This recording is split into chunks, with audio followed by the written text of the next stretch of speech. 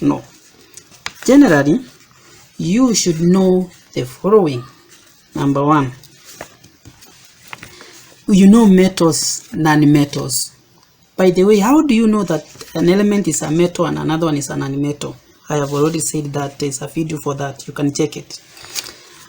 So for now, you should know that a metal, generally that a metal plus an acid, you should know the names of the acids. We have hydrochloric acid, nitric acid, sulfuric acid. So when a metal reacts with an acid, what do they form? You should know that a metal plus an acid, the answer is the metal salt plus hydrogen gas.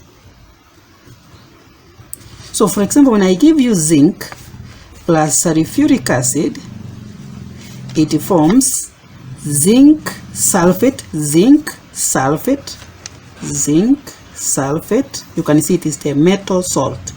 The salt comes from the acid, and then plus hydrogen gas, right? Number two, metal plus steam. Steam is water but in vapor form. So what does it form? A metal plus a steam, you should know that it forms the metal oxide plus hydrogen gas, right?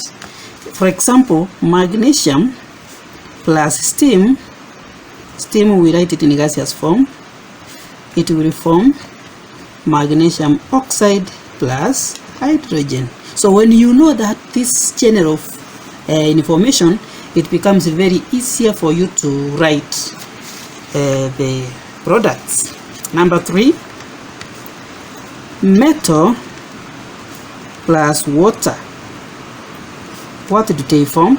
A metal, any metal, if a metal that is able to react with water, it will give you the metal hydroxide. Metal hydroxide plus hydrogen gas. Very important. An example is magnesium plus water. Now this water is a liquid form, solid. This one will give you magnesium hydroxide plus hydrogen gas. The equation will need to be balanced, so we are not talking about the balancing, but that's how the equation will be.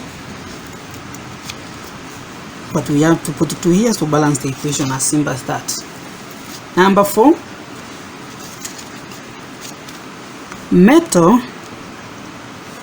plus oxygen. A metal plus oxygen, we just get the metal oxide. Metal oxide. For example, sodium plus oxygen.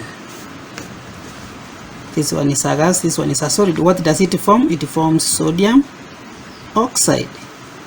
Simple as that. It forms sodium oxide. So if you know that a metal plus oxygen, it gives you this, then you won't go wrong. You will not go wrong. Number 5, you should know that an acid plus metal carbonates. A metal carbonate is an example is zinc carbonate, sodium carbonate, magnesium carbonate. That's what we call metal carbonate, because you see I'm putting a metal and then the carbonate.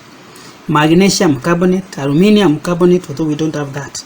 So what does it give you? So if it is an acid, any acid that is reacting with a metal carbonate, you should expect the metal salt.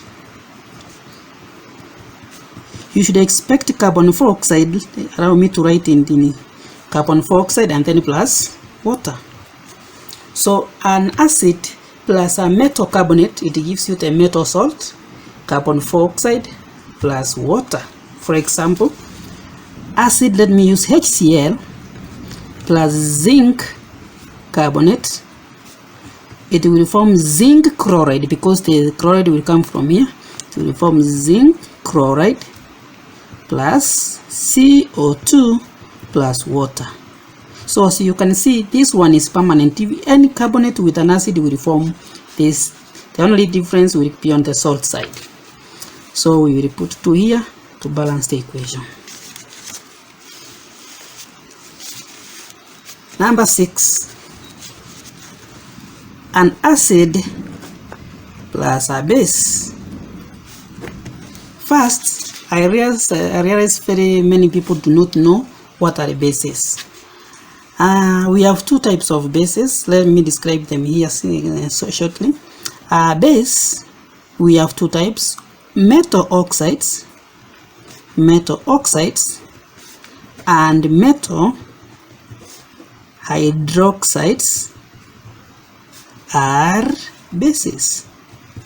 For example, here zinc oxide, magnesium oxide, these are the bases. They are called the bases. Sodium hydroxide, potassium hydroxide, these are the bases. So whenever you see an hydroxide reacting with an acid, whenever you see a metal oxide reacting with an acid, that one is a base. So an acid plus a base will give you the salt, metal salt, plus simply water. For example, magnesium oxide plus nitric acid, H2, nitric acid is HNO3. It forms the metal salt. The metal is magnesium, you write magnesium. The salt comes from the nitric acid, so magnesium nitrate plus water. As simple as that. So you see, this general information is very, very important for you to write correct chemical equations, correct chemical formulas, and then balance the equation. Number 7, reactions that form insoluble salts. So those reactions that form insoluble salt, you should know how the products are. For example, I'm going to give an example: sodium carbonate plus magnesium chloride. This reaction, now sodium carbonate is reacting with magnesium. This is a double decomposition reaction or a precipitation reaction. Therefore, they will change the cations and the anions. So the cation this side will take the anion this side. The cation this side will take the anion this side. So this one is going to form magnesium carbonate plus sodium chloride. Then we will put 2 here to balance the equation. This one is a solid, aqueous. So this is how it's going to react. But if you have a problem here, I have done a video on salts, how to prepare insoluble salts. It is in the description. You would check the link and go and look at it. So there is a complete video for insoluble salts, reactions, all of those. I think up to that point, I want to thank you for your time.